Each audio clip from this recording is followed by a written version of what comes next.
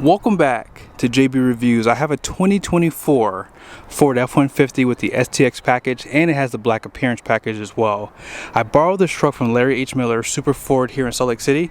Be sure to check out their inventory. This truck is available for sale, and it has the 2.7 engine. Let's go ahead and check out the window sticker so you guys can see what is optional and standard on this build. At the very top are all the specs and colors, and check out the partial listing for the standard equipment. Be sure to pause it. And here are all the options. So it has the locker out back, which is a $355, the black appearance for $1485, and then the mobile office, which I'll show you guys here in a second. Destination is $1995, and then here is the total price, $54,595. I have a regular STX that I filmed. I'm going to do that video after this one, so be sure to subscribe to the channel. But the black appearance pretty much blacks out the surround for the grille. Also, it does black out your badge, but they give you the white lettering, which looks really nice actually, especially against the Avalanche. Full LED headlights and fog lights. You got the black recovery hooks down below. There are no parking sensors on the front end, so just keep that in mind. And here's a look at that hood. Really nice designing there. You can see some of the sculpting in the center there too. Off to the side, these are a different wheel design compared to the STX, so they don't just black out the wheel, and I like these a lot better personally. And these are a 20-inch wheel wrapped in a Hankook Dyna Pro AT2, so the tire is going to stay the same. 275, 60, 20. And then here is the capacity for the tires. 2,679 pounds at 51 PSI. Independent front suspension, fabric material for the front wheel well.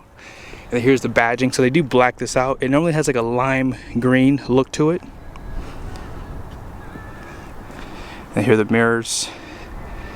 And your door handles are finished in that black. You do have that blind spot monitoring. No convex, however. I was hoping to see that for 2024. And then here's a better look on the side of this truck too. I think the wheel design on this truck is perfect. Really nice styling. You have your fixed running boards finished in black. 36-gallon fuel tank comes standard on crew cabs. Regular fuel for the 2.7. You have your shock absorbers, 2 leafs in the main pack. No wheel well liner, however, out back, so just keep that in mind. Here's your badging for 4-wheel drive. The tail lights were upgraded, as you guys saw on the front end. The headlights were too. You have that black trim right here that comes standard for all the trucks, and on the side here. Parking sensors, class 4 receiving hitch, and you see your 7 and 4 pin, and then that 355 rear, and they give you a regular spare tire. Backup camera, you can see they blacked out this badge too. Let's see if this is assisted. So this is not assisted, so just keep that in mind. 400 watts of power in the bed, no bed lights, and this is like a little bit of storage on the side here.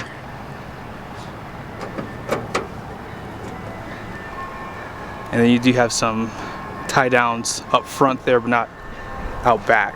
I actually do have some down there, right down below on both sides. And you can kind of see the paint in the shade a little bit too. It has a really nice look to it. Let's go ahead and pop the hood. This 2.7 liter forced induction V6 is going to have 325 horsepower that comes on around 5,000 RPMs, 400 pound-feet of torque, which comes on around 3,000. You're going to have a compacted graphite iron block, aluminum heads, compressions 10-to-1, and this is port and direct injection. 10-speed transmission, as you guys saw, had 355.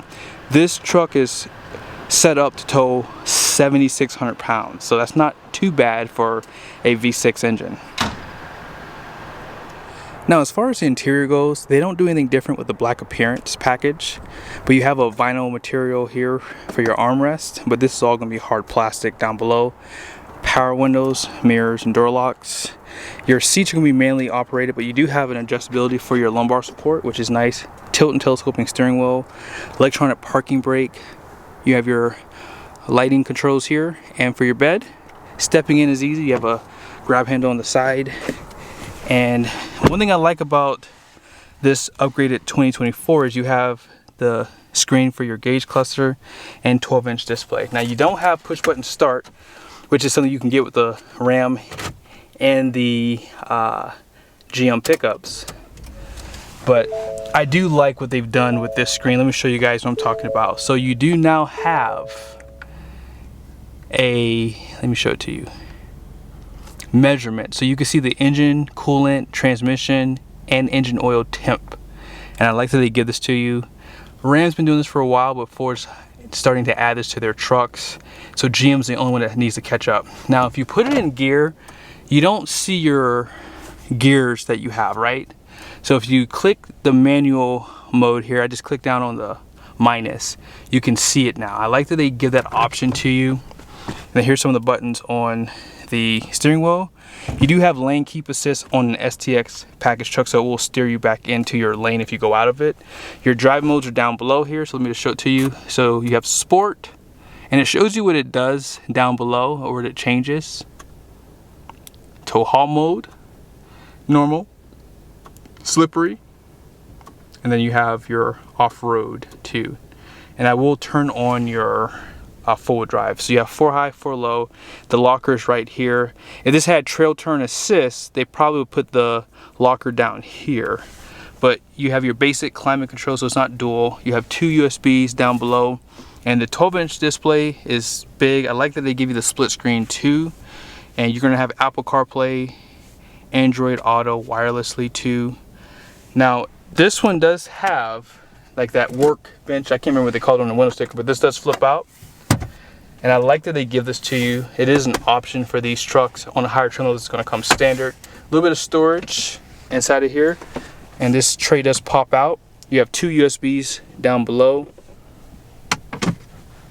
and you would have a shifter here in the past. I wonder if they decided to give you the column shifter on all the trucks. So we'll see that as trucks come in. I'm really hoping that's the case. On the side here, you guys have your 12 volt, 120 volt there. Open storage, glove box down below, and on the roof they do give you vanity on the passenger side, but not on the driver. But a place up here for your sunglasses, LED interior lighting. They've been doing that for a while though. Storage above right there, and auto stop start. You have your backup camera, and it will zoom in for your conventional hitch, caution light, traction control right there. Let's go ahead and check out the rest of the interior. You still have lumbar support on the passenger side. A little bit of storage on the side of the seat there too. Out back, flat floor surface, seat back pockets, air vents, 12 volt. You have 2 Type-C USBs and 120 volt right there. And storage under the seats. Let's see. Nope, no storage under the seats, but hey, you can put your own tray back here if you like. And then some lighting on the roof with some hooks. No sliding glass, but you do have the defrosters out back. Here are the numbers on the door. You guys can see here. The gross axle weight rating up front is 3,450 pounds. The rear is 3,400 pounds. Gross fuel weight rating is going to be 6,650. And the axle is L9. So if you get that 355, you just have to remember that code. And then the wheels are 20 by 8.5. And then payload is 1,578 pounds. So not bad for a truck like this. I want to say the other truck had a similar number, so you guys will see that in the next video. But I hope you guys liked the video. Be sure to subscribe to the channel if you haven't done so yet, and make sure your bell notifications are on, and I'll see you guys in the next video.